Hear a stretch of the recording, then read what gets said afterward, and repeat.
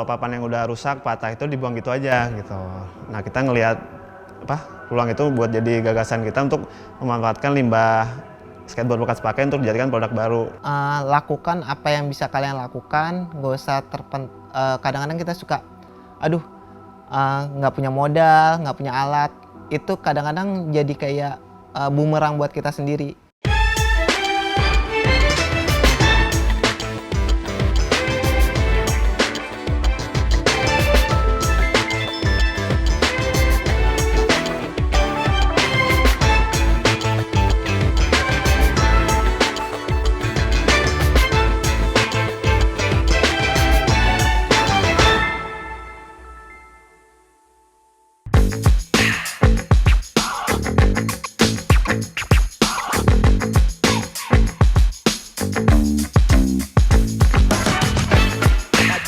Some people might think twice about starting a business if they don't have enough manpower, but we can learn from these two people. Starting from college friends, Tito and Andro started to build an eyewear business made using skateboard waste called Kabau. Nah, nama saya Dito, saya sebagai founder di Kabau dan juga sebagai crafter. Kabau ini adalah brand yang bergerak di dalam memanfaatkan limbah skateboard bekas dan juga limbah barang lain untuk dijadikan produk baru bentuk produk ria. Nama Kabau diambil dari kata Minangkabau, jadi kita emang berasal dari ada darah Minangnya dan kita nggak mau mengangkat unsur kebarat-baratan dan juga sebagai identitas brand kami berasal dari Indonesia. Di Kabau sendiri selain kacamata kita membuat aksesoris berupa kayak kalung, cincin, dan juga beberapa barang home decor seperti kayak talenan, tatakan gelas gitu. Untuk produk sendiri emang kita lebih difokuskan di kacamata dan itu juga bentuknya lebih ke custom order, jadi pemesanan sesuai dengan keinginan dari pemesan itu sendiri, dari bentuk, dari warnanya, lensanya apa gitu, ada grafir namanya seperti itu. Nah kalau Kabau ini kan berasal dari kayu skateboard bekas pakai. Emang namanya limbah skateboard, tapi kita mau menaikkan lagi menjadi menutupi pori-pori lagi, membuat menjadi suatu produk yang baru. Dan perbedaannya dengan kacamata yang lain, kalau kacamata kayu biasa kan hanya bermotif saja sama warna. Nah kalau kayu skateboard ini punya lapisan warna yang berbeda-beda, terus dia berserat kuat, terus halus dan fleksibel juga gitu. Jadi itu yang kita angkat sih sebagai keunikan tersendiri juga untuk kacamata Kabau ini gitu. Iya, tiap produk memiliki keunikan masing-masing karena kita membuat kacamata satu dengan kacamata yang lain itu selalu berbeda gitu. Kita walaupun ada pemesanan yang dengan bentuk model frame yang sama, tapi lapisan warnanya berbeda gitu. Dan tipe lensanya berbeda dan juga ada grafik namanya berbeda seperti itu.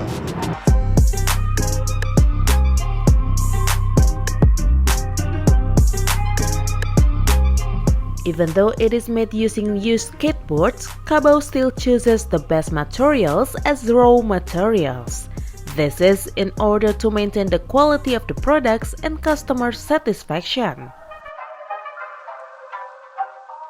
Kalau untuk papan sendiri sebenarnya hampir sama sih sama yang lain, cuman kita lebih condong ke papan-papan yang kualitasnya bagus. Karena ada beberapa papan tuh yang memang kualitas pengelemannya tidak baik. Nah, jadi kita sendiri memantau beberapa papan dari mulai bentuk, terus kondisi papan itu kalaupun misalnya rusak, itu nggak bisa semuanya kita pakai. Jadi kita pilih-pilih dulu yang mana yang bisa kita bikin buat kacamata atau produk-produk lainnya. Kalau untuk pola desainnya sih bisa kita robah sih. Karena kan kalau material itu cuma ngikutin desain yang kita buat. Cuman ada beberapa bagian yang nggak bisa kita paksain setipis kayak besi gitu, karena ini kan bahan materialnya kayu, setiap material kan berbeda-beda nih kekurangan kelebihannya. Nah paling kita ada kayak minimal misalnya tebelnya cuma berapa mili gitu, paling gitu doang sih. Nah kalau material sendiri kita beberapa orang sih kita sendiri nyari gitu ke beberapa skatepark. Nah cuman kita sendiri bikin movement, jadi siapa yang ngasih 5 papan rusak, kita bikinin kacamata gratis. Jadi kayak sistem barter gitu. Untuk produk yang cukup sulit dibuat nih anak, dari kacamata kita kolaborasi dengan Diton. Nah dia Diton ini kita memanfaatkan limbah kaleng bekasnya untuk dituangkan ke dalam kacamatanya gitu. Jadi part-part yang ada di kaleng semprotnya di ton itu kita tuangin ke sini. Jadi seperti misalnya ini ada elemen kalengnya nih, seng kalengnya, terus ada nozzle-nya di dalam sini gitu. Nah ini kita buat hiasannya seperti gear-gear steampunk seperti itu. Nah, ini ada bentuk kulitnya gini. Ini ada bridges-nya gini. Nah ini ini lumayan mahal ini karena pembuatannya cukup sulit gitu. Untuk range harga dari kacamata ready stock yang kita buat itu sekitar 1,2, dan untuk pemesanan customnya dimulai dari harga 1,5. Itu menyesuaikan lagi dari lensa si pemesan gitu, sama ada tingkat kesulitan yang itu kita diskusikan lagi dengan si customer itu sendiri.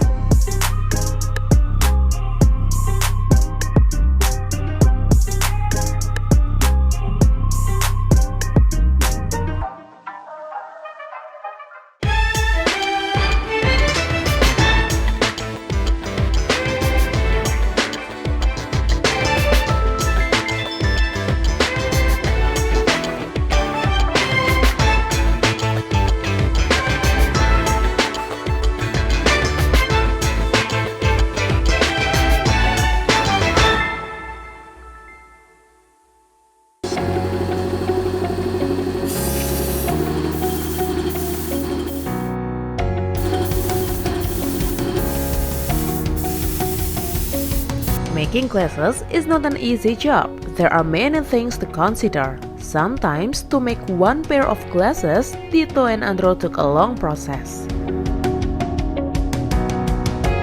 Jadi yang pertama kita infokan ke customer itu mereka inginnya apa, nanti kita sesuaikan dengan tekstur wajah mereka. Jadi nggak bisa sembarangan dengan wajah bulat, frame-nya harus bulat, nanti nggak masuk. Jadi kalau untuk berwajah bulat, frame-nya harus lebih kotak gitu. Jadi emang menyesuaikan dengan ukuran wajah dan kontur wajah dari customer itu sendiri gitu. Nah rata-rata kita bisa customer bisa bebas memilih warna yang dia inginkan gitu. Warna yang untuk tampilannya dia, kalau dia mau formal kita suggest warna yang formal lebih ke coklat, hitam untuk tampilannya. Nah kalau yang mau sedikit nyeleneh, ada juga yang sempat dia kayak toy maker gitu, dia pengen frame sisi kiri kotak, sisi kiri bulat. Nah itu cocok tuh untuk profesi dia gitu. Ya emang kita diskusi dulu sih dengan customer itu, jadi sampai fix apa yang dia inginkan. Mulai dari segi bentuk frame, ukuran, lensanya apa, ada grafiknya, ada grafir namanya. Nah setelah itu selesai rampung baru kita buat kacamatanya.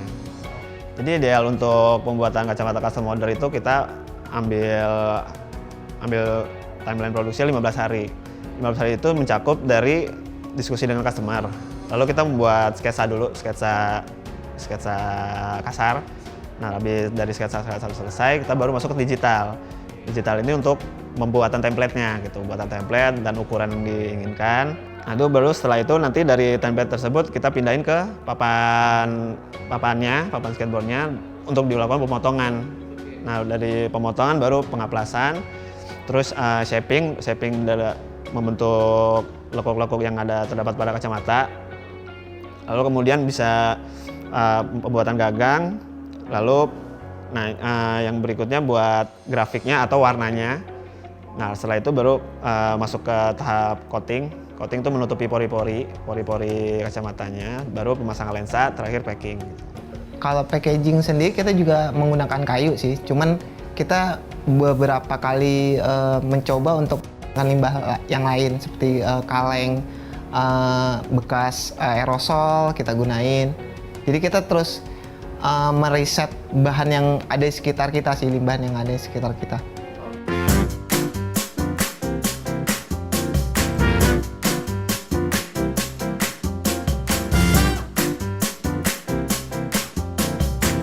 Although the process is difficult, there are some clients who still don't understand the difficulties in making glasses. Sometimes, this becomes an obstacle for Tito and Andro.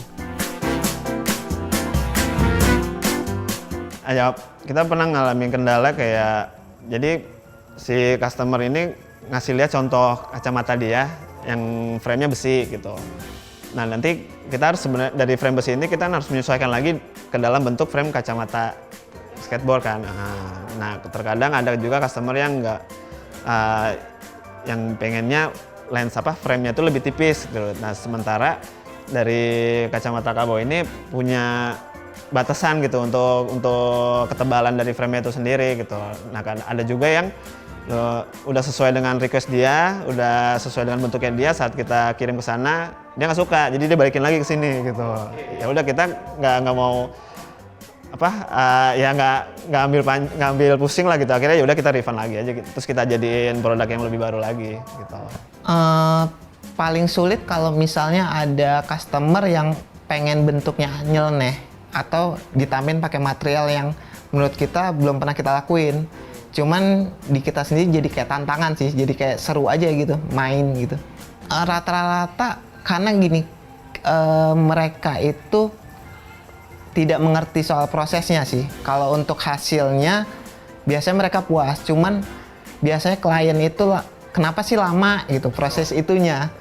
Nah kita kasih tahu, kita kan bikinnya tidak full dengan mesin, kita setengah handmade, setengah pakai mesin. Nah itu sih. Cuman kalau untuk hasil akhir ya mudah-mudahan sih belum ada yang sampai kecewa sih.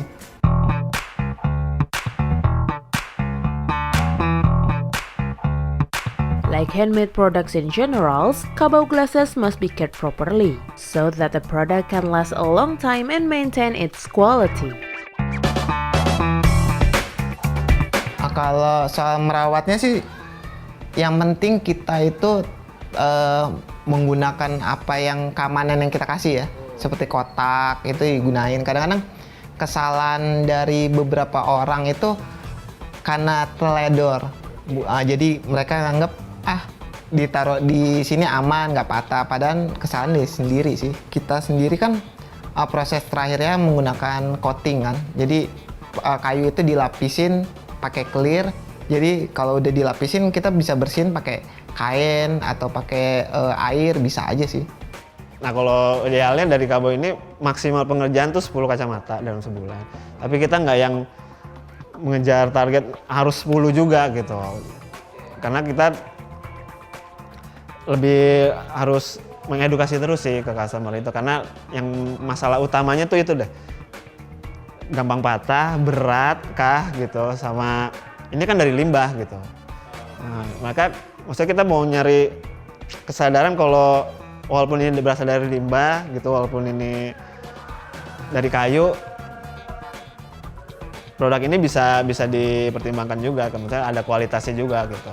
Nah untuk memaintain kita terhadap kepada customer, yang pasti kita menjaga kualitas ya. Kita menjaga kualitas apa yang kita sampaikan ke customer sebelum mereka akhirnya memilih untuk membuat kacamata ke kita, itu yang kita buktiin gitu. Maksudnya kita entah dari segi kenyamanan dipakai gitu, emang dari segi kekuatan kacamata itu sendiri, lensa yang dia pesan seperti apa. Nah itu yang kita jaga sih, kita jaga. Dan kalau misalnya dia ada si customer ada yang bertanya tentang kita atau komplain dengan kita seperti apa, nah kalau kita lihat itu dari kesalahan dari kita, ya udah kita akan tanggung jawab. Dia kirim lagi kacamata ke kita benerin lagi, baru kita kirim kembali gitu.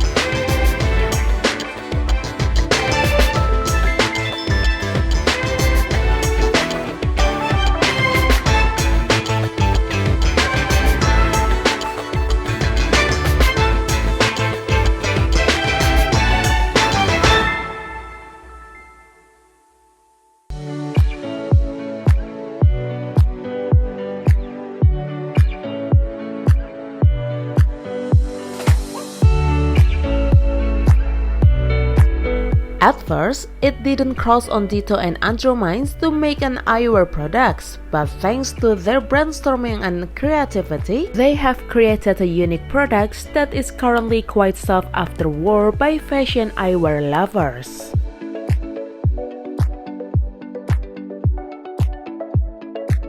Nah, awalnya Kabo berdiri sekitar akhir 2011.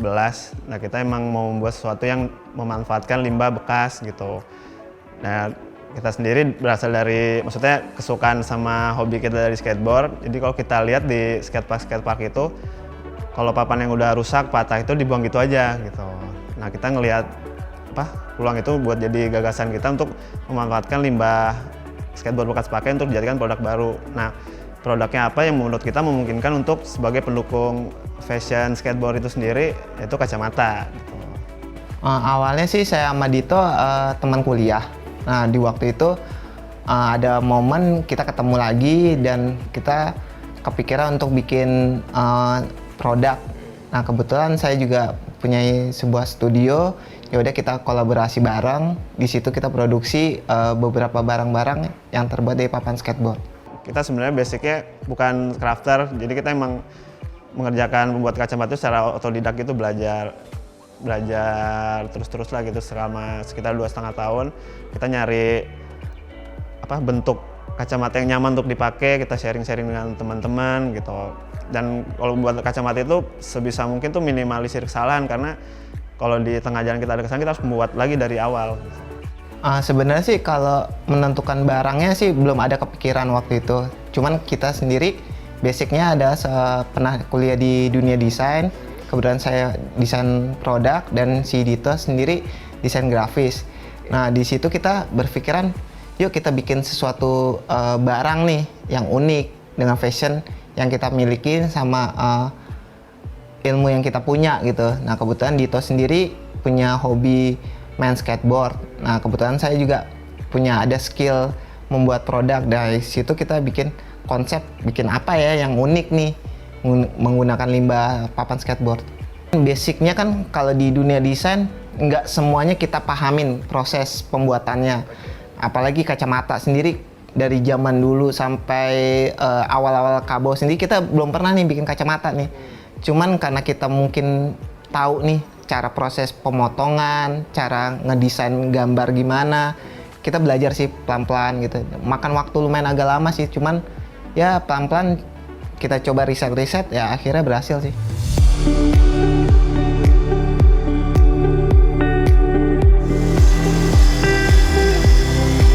When they first decided to make classes, Tito and Andro had to face many challenges. But thanks to their years of effort, they finally succeeded in creating what they wanted. Awal-awal itu kalau soal kacamata itu soal kenyamanan sih, ergonominya sih. Nah, itu yang awal-awal ini enak nggak sih? Terus dari bahan kayu itu sendiri kan ada kekurangan kelebihan, begitu juga kayak besi atau plastik. Nah, cuman kita mencari gimana caranya mengurangin resiko pembuatannya, terus resiko patahnya gimana caranya, itu sih yang awal-awal agak susah. Yang pertama sih yang jadi kendala adalah mood ya, karena kita sebagai crafter itu atau ya bisa dibilang seniman lah gitu, berawalnya dari mood gitu. Dan ada juga yang ibaratnya ngeremehin lah gitu, lu ngapain sih bikin gini, apa sih untungnya, seperti itu. Yang dan menurut kita ya kalau dijalanin dengan benar-benar dan serius tuh pasti ada aja jalannya gitu, dan itu terbukti sampai sekarang gitu. Ya kalau untuk mempertahankan mood untuk dalam berkarya tuh yang pasti ngelihat referensi, terus ngobrol dengan rekan saya Andro, terus kita emang saling dukung sih, karena kita posisinya kita emang satu tim ini berdua, jadi ya saling support gitu loh. Kalau yang satu lagi ngedown ya kita nge-support, kalau saya sendiri lagi ngedown, Andro yang membantu kita. Kalau untuk ibaratnya nyampein unek-unek ya kita udah cukup lah, udah saling ngerti satu sama lain. Jadi proses pengerjaan kita di Kabo ini kita udah benar-benar udah klop lah gitu.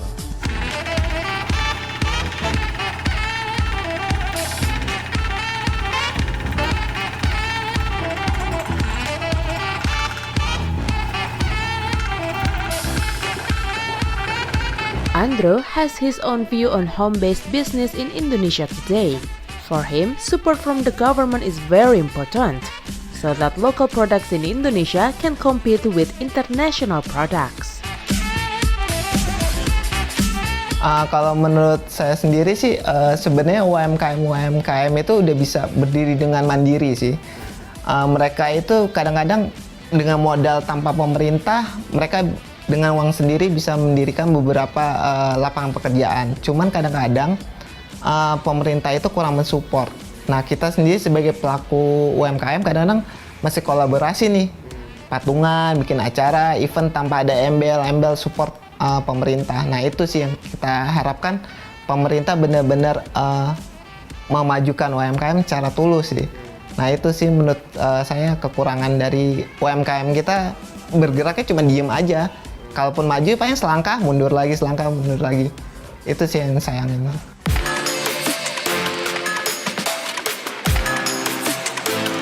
Intention and creativity are indeed needed in running a business. But in the end, it is a consistent attitude that make a business last a long time. Yang penting kalau mau mulai usaha ya, yang penting nggak usah jauh-jauh dari yang hari-hari kita aja gitu, nggak usah jauh dari hari-hari kita, nggak usah muluk-muluk, terus ya konsisten sih, yang pertama konsisten, jangan dengerin orang lain, percaya sama diri sendiri deh gitu. Lakukan apa yang bisa kalian lakukan, nggak usah kadang-kadang kita suka, nggak punya modal, nggak punya alat, itu kadang-kadang jadi kayak bumerang buat kita sendiri. Kalau kalian memang pengen melakukan sesuatu, lakukan dulu. Kalaupun ada masalah, selesaikan dengan pelan-pelan aja gitu, nggak usah terbawa emosi, pelan-pelan cari solusi yang benar. Ya, saya rasa sih akan bisa sukses sih.